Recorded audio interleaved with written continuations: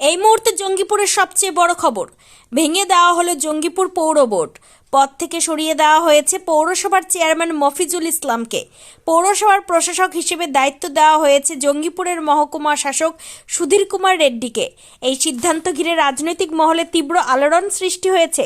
জানা গিয়েছে, বিগত কয়েক মাস ধরে জঙ্গিপুরের বিধায়ক জাকির হোসেন এবং পৌরসভার চেয়ারম্যান মফিজুল ইসলামের মধ্যে মতানৈক্য ক্রমশ প্রকাশ্যে আসে।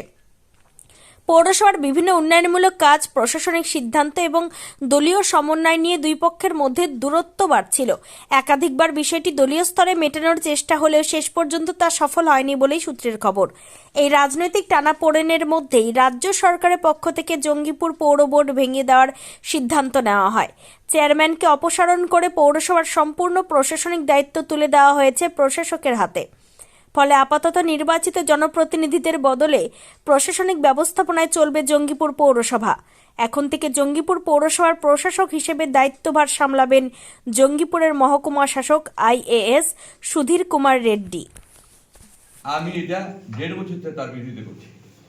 কারণ হলো, পৌরসভা আজকের দিনে পুরপ্রধান অযোগ্য হয়ে গেছিল এবং আপনারা জানেন, আমি 2021 সালে 17 ফেব্রুয়ারি বম খেয়েছিলাম, অসুস্থ ছিলাম। অসুস্থর ফাঁকে যে দুর্নীতিগুলো হয়েছে, ড্রেন হয়নি ঠিক মতন, এলাকায় পরিষ্কার হয়নি, আবাসের দুর্নীতি এবং রাস্তাঘাটের দুর্নীতি এবং সাধারণ মানুষকে মৃত্যু লোকের কাছে টাকা দেওয়া হয়েছে এবং এগুলো আমি জানিয়েছিলাম ওপর মহলে। আমরা সবসময় সাধারণ মানুষের জন্য লড়াই করে এসেছি এবং জয় আমার নয়, এই 80,000 মানুষ জয়পুরবাসী, তাদের জয়। আমি আশা করব সোমবার থেকে আপনারা নতুন চেহারা দেখতে পাবেন। কারণ আমি জনগণের সেবা করতে চেয়েছি। আমি চাই প্রতিটা সরকারি প্রকল্প সাধারণ মানুষের কাছে পৌঁছায়। আমাদের কাউন্সিলররা আছে, যারা আছে তারা যে যেমন কাজ করবে সেরকম পার্টি অবশ্যই পাবে। আমাদের টাউন সভাপতি 2 জন আছে। আমরা চাইব টাউনের লোক এরকম বঞ্চিত না হয়। অনেক গরিব মানুষ আছে, তারাকে বঞ্চিত না হয়। সেই কারণে আমি 1 বছর আগে দিয়েছি এবং লাগাতার আমি আন্দোলন করেছি যে আমরা মানুষের হয়ে কাজ করতে চাই এবং মানুষ যেন সেবা পায়। কিন্তু আমরা প্রতিদিনই দেখতে পাই, আপনারা মিডিয়া ভাইরা খবর করেন, 20 নম্বর ড্রেনে নোংরা জমা আছে, 20 নম্বর ওয়ার্ডে জল জমা আছে।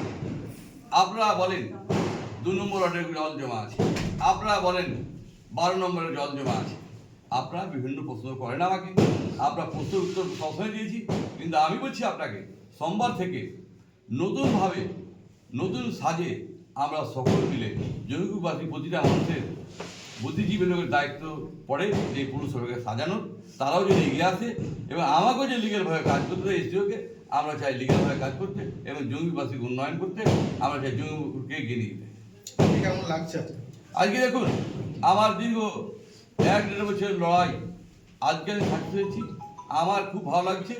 আমার থেকে ভালো লাগছে আমার মনে হয় জনগণ, গরিব মানুষদের। আমি গরিব মানুষের ভেবেই সেইটা করেছি এবং আমার ভালো লাগছে। কারণ হলো, আমি অপশাসন চাই না, সুশাসন চাই।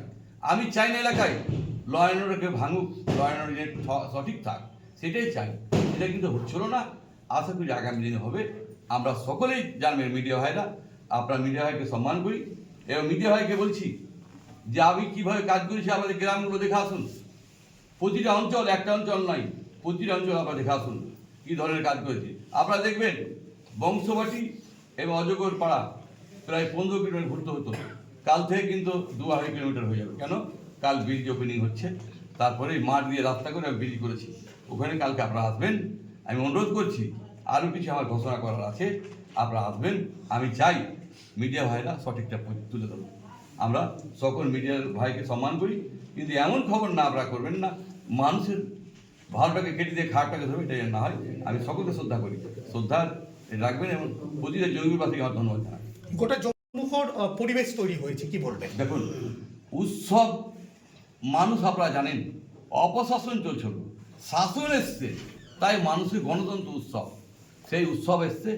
মানুষ চাইছিল যে তা কবে যাবে, তাই উৎসব হয়েছে এবং আপনারা সেই মানুষেরই জয়, সাধারণ মানুষের জয়। আমার কিছু জয় নাই।